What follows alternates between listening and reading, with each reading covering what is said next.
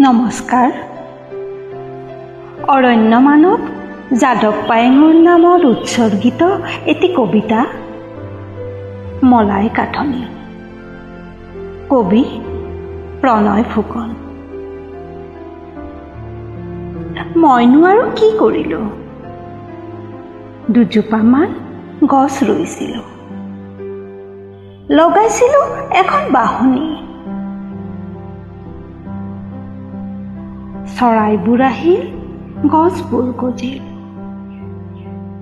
৩০০০ বিঘাৰ শুকান চাপৰি হৈ উঠিল এখন সেউজীয়া হাবি।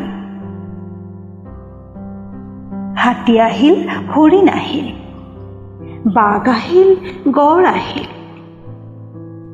শতসহস্ৰ তৰুলতা বনে জাতিষ্কাৰ হৈ উঠিল অৰুণা চাপৰি।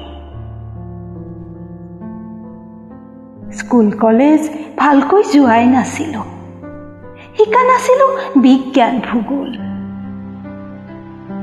বুজিছিলোঁ বোধহয় কোনেও নুবুজা অসহায় পৃথিৱীৰ অন্তৰাত্মা।